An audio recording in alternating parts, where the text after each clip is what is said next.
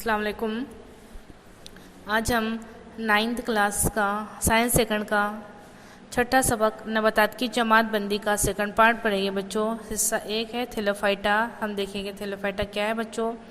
Thallophyta ये जो नबातात पानी में नशोनुमा पाती है, इनमें जड़, तना, पत्ते, फूल जैसे मखसूस अज़ा नहीं पाए जाते। सब्ज़ माए की वजह से खुद कफ़ील हैं, यानी अपनी ग़िज़ा खुद तैयार करते हैं।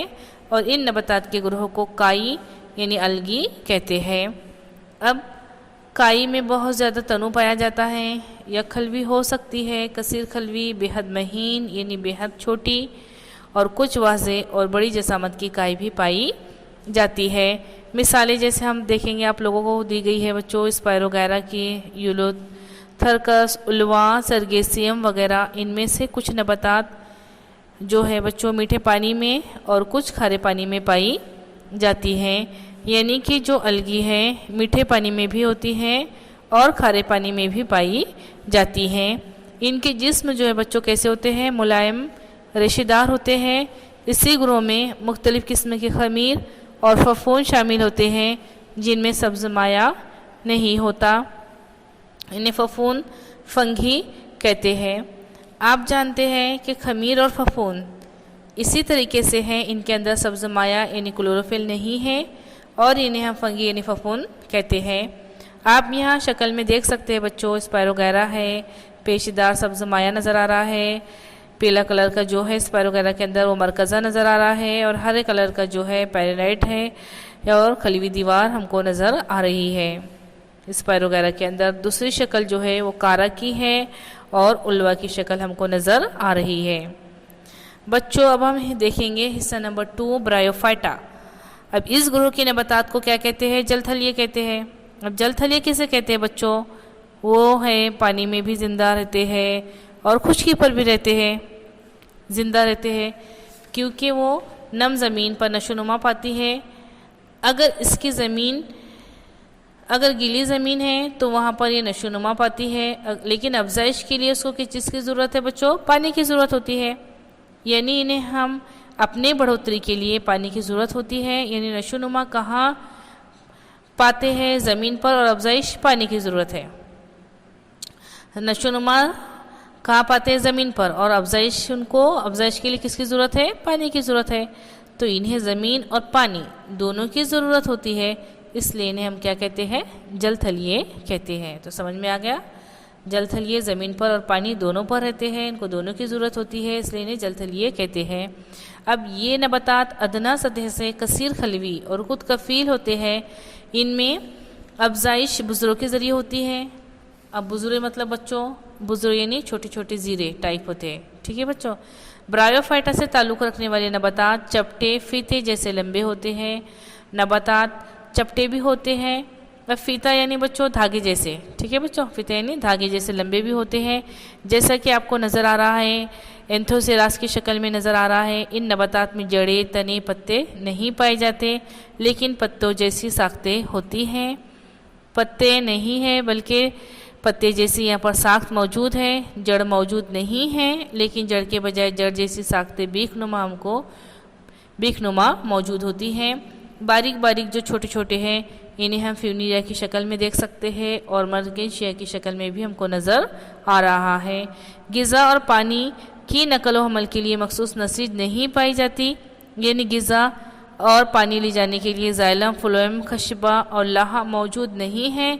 इनकी मिसालें हम ले लेते हैं बच्चों। मसला लेते हैं मास है, जिसे हम फ्यूनिरिया भी कहते हैं, मर्केशिया, एंथोसेरास की शक्लें दी गई है आपको, ठीक है बच्चों।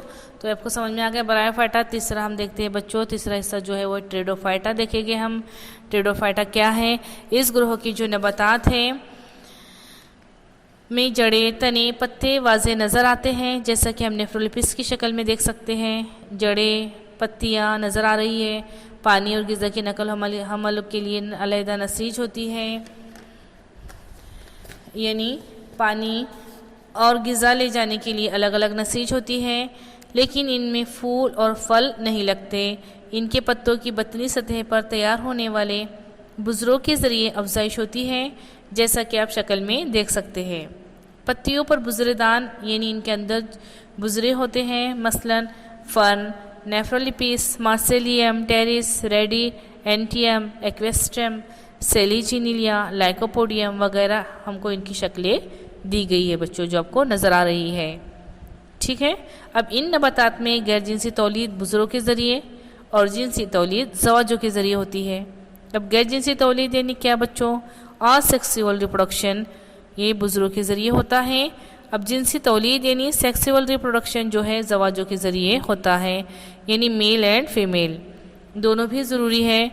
इन नबातात में तरसील का वाज़े निज़ाम मौजूद है, यानी कि पानी और ग़िज़ा ले जाने के लिए वाज़े निज़ाम मौजूद है। इन तमाम की अफजाइश बुज़रों के ज़रिए होती है। इनके जिस्म में तौलीदी निज़ाम वाज़े न होने की वजह से इन्हें गैर ज़ोहरावी पोशीदा अफजाइशी आज़ा वाली नबातात कहते हैं।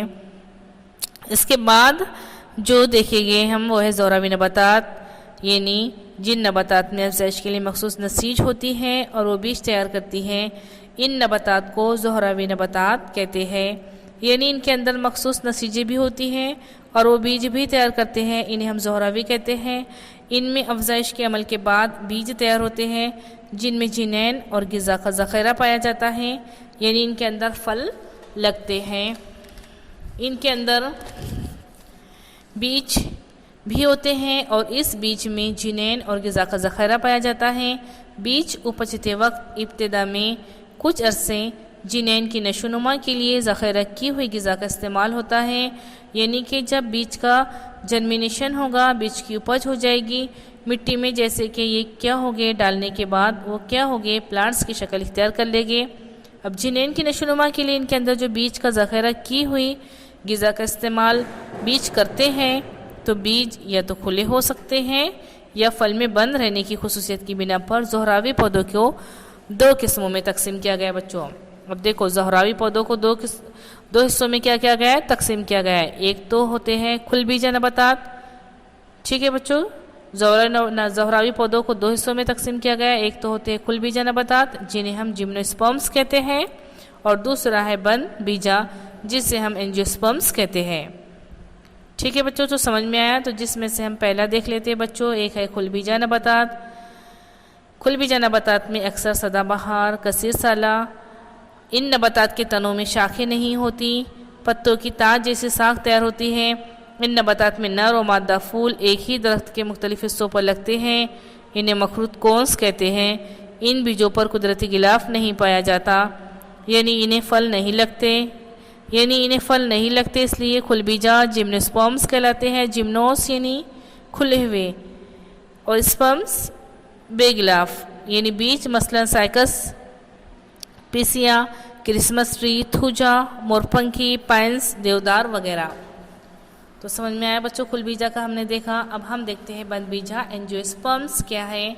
एंजियोस का मतलब होता है स्पर्म्स कवर, एंजियोस का मतलब होता है कवर और स्पर्म्स का मतलब बीज, यानी कि इनके जो बीज होते हैं इस पर गिलाफ मौजूद होता है, जैसा कि मकई, सेम, मूंगफली, इमली के बीज, आम की गुठली वगैरह को पानी में अगर हमने 8-10 घंटे भिगोइए, भीगने के बाद अब क्या देखते हैं कि हम हर बीज के दो मसावी हिस्से होते हैं। बंद बीजा नबातात, इन नबातात में लगने वाले फूल तौलीदी आज़ा हैं। फूल है वो फल में तब्दील हो जाएगा और फल के अंदर बीज होते हैं, इन बीजों पर गिलाफ पाया जाता है। जो बीज आसानी से दो हिस्सों में तकसीम होते हैं, इन्हें हम क्या कहेंगे? दो दाला नबातात। अब मिसाल के तौर पर मूंगफली, चना, इसे हम क्या कह सकते हैं कि ये दो हिस्सों में तकसीम भी कर सकते हैं इनको, मूंगफली को, चने को, मूंग को, तुअर को, तो दो हिस्सों में तकसीम भी कर सकते हैं। ये क्या हो गए? दो दाला हो गए। ठीक है। अब जिन बीजों के दो हिस्से नहीं होते सिंपल, तो इन्हें हम क्या कहेंगे बच्चों? एक दाला।